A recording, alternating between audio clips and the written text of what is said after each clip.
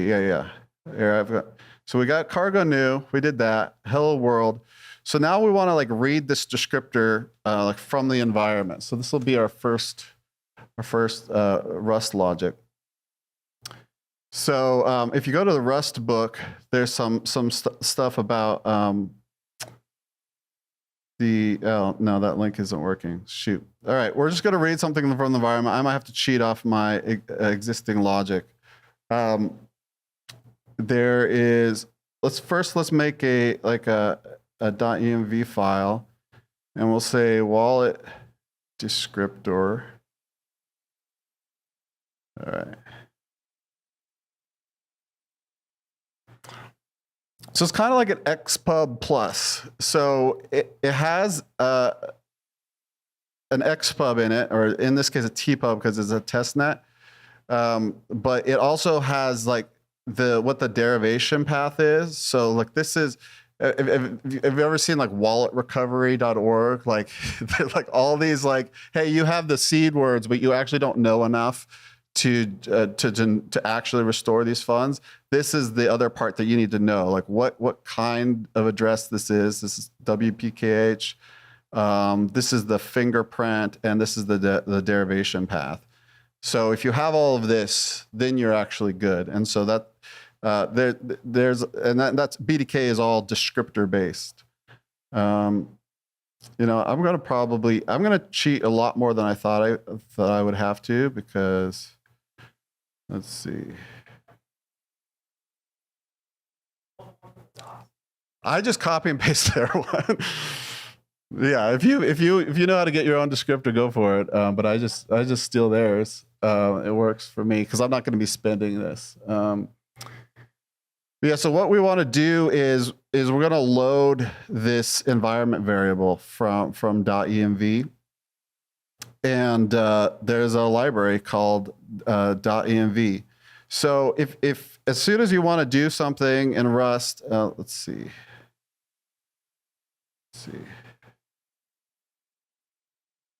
I'm trying to put you guys in my shoes, because I'm in my shoes right now of trying to remember how I did all this stuff. Well, yeah, so let's, so I know I want to read a file from the environment and get those environment variables. And so I'm just gonna grab a crate. There's a crates.io.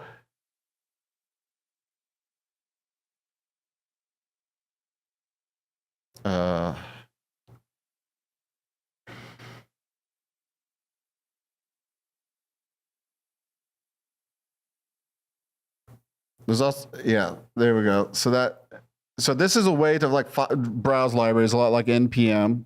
And this is, I just really heavily rely on Google. But yeah, so what we want to do is we're going to add this library so to read the environment variables for us. So let's go terminal. I'm going to just go just a tiny bit smaller. So Cargo has a command called cargo add, and you can just add a dependency.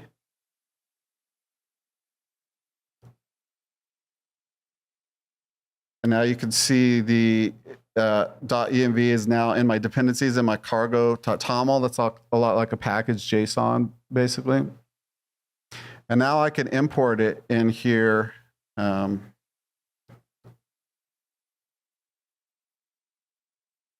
And I'm just going to read from the file name. So we want .env from file name. So this is kind of the method syntax, this colon. We're going to read from .env. And now we should have those environment variables available to us. And then we can use the standard library with the env. And what we want? Wallet descriptor. All right.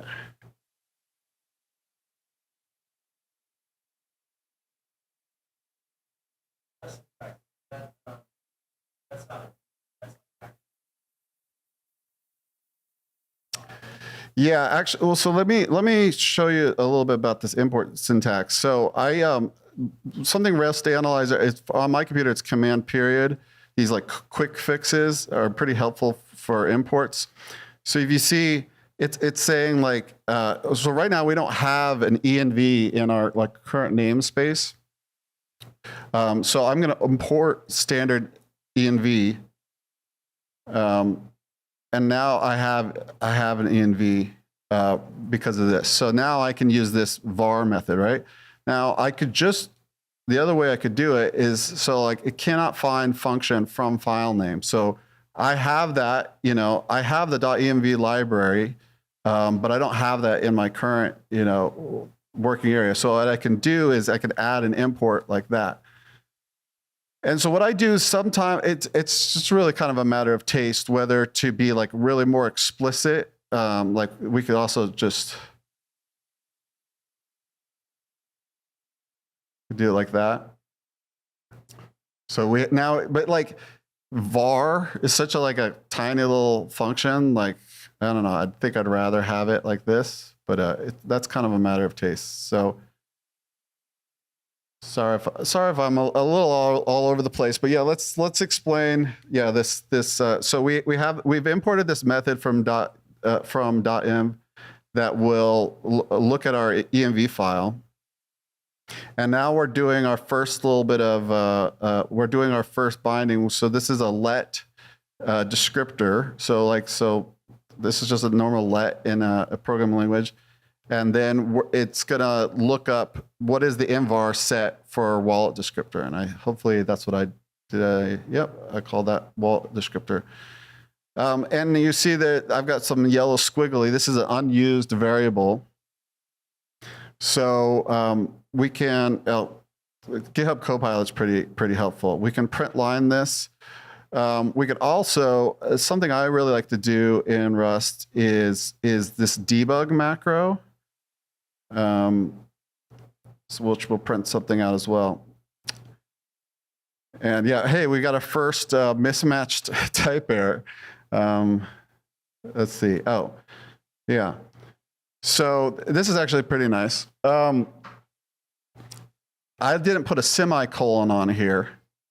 And in Rust, if you don't put a semicolon on the last line, it's an implicit return. So I'm saying I'm returning this. And so Rust is mad at me saying like, hey, I expected the empty type, the empty tuple, which is these parens, but I found a string at the end. And my main function says it's not gonna return anything. There's no return type up here. So I'll just fix that with a semicolon. All right, so now we run this and we panicked. Beautiful. So let's look at what happened here. Yeah.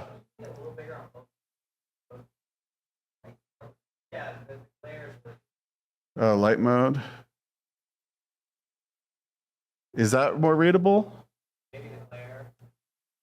I think light mode is better.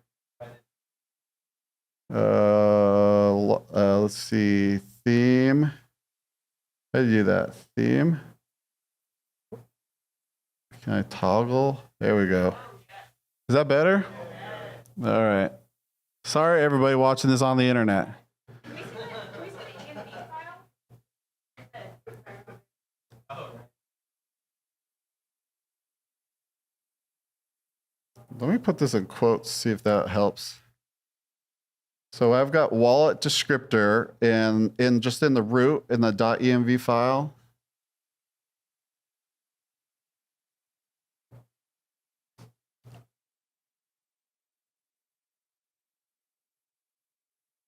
So let's see what I did wrong here. Let me try that again. Yeah, it's just not present.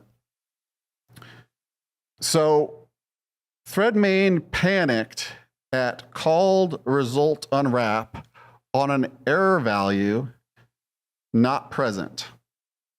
So what this compile error actually tells me where this happened. So that was line 8, right?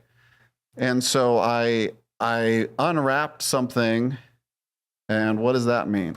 Well, so let's not let's not unwrap it. Or let's just try to read this. Like this is how I would probably do this in a normal programming language, right? I want a descriptor. Let's read the wallet descriptor. But now if I try to print that, it says result string var error doesn't implement standard format display. So print line doesn't like this result type. There in Rust Analyzer, there's a thing you can get that's called inlay hints. It gets kind of noisy to have them all on all the time. So I disable it by default, but I can like hold this command to see them.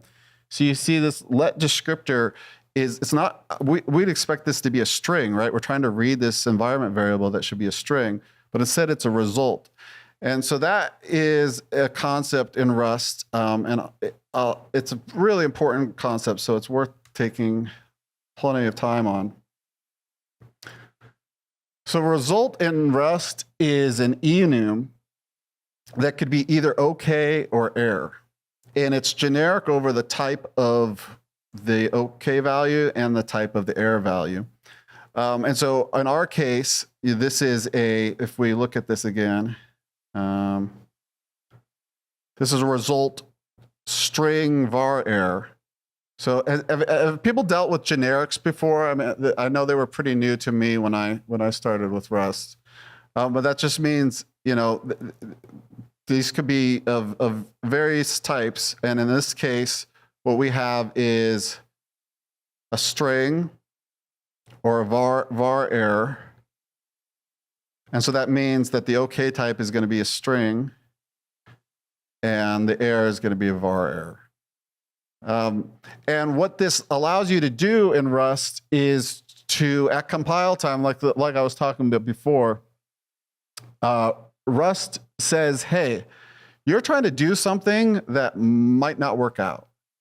So instead of just hoping it works and putting out in production, I'm going to force you to deal with the fact that this might not work out.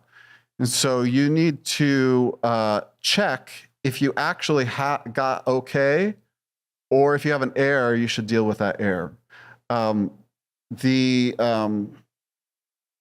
hammer for dealing with this is you can just unwrap it, which was what I was, let's see. You can unwrap this result. And that says, if it's OK, then I've got the value. This is basically like just using a regular programming language. I just get the value.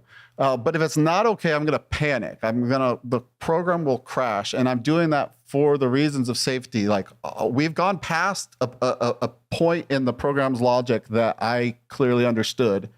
And I don't want my program to keep running in some weird, undefined way.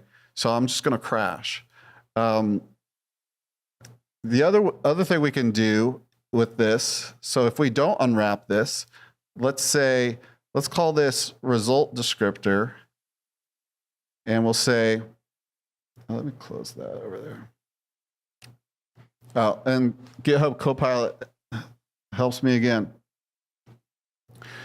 So we could say, let's let the descriptor be the result of matching on this enum. Remember, result is that enum of OK or string.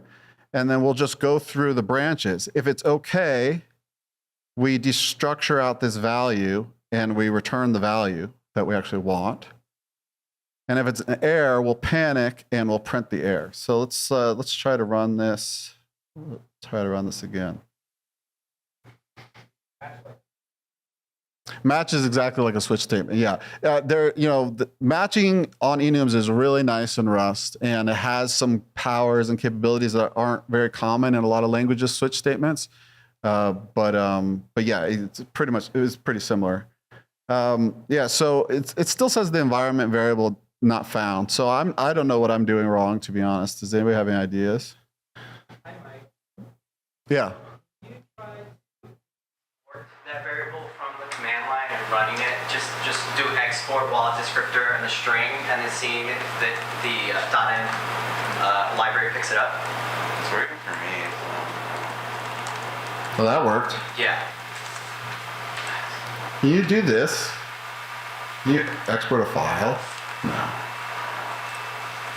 thought I did source.in. This is literally the reason that I use this.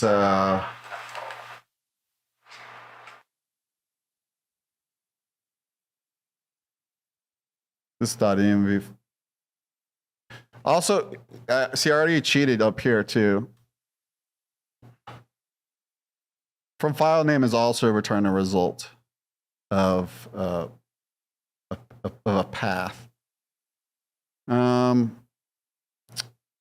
Well, this is a sad start, but wallet descriptor. Let me look at this one. We got the descriptor in var wallet descriptor. Oh yeah. Okay.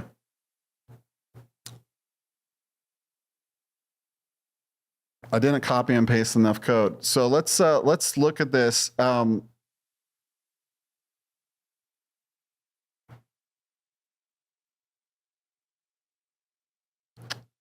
I believe this it's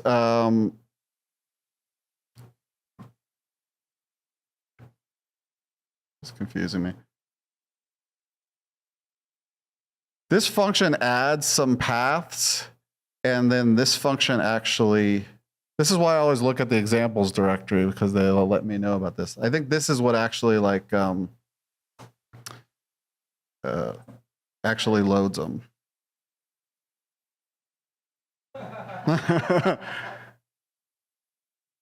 There we go. Value line parse.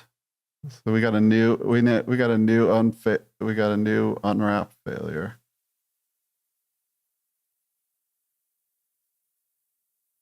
All right, hey, that one didn't crash.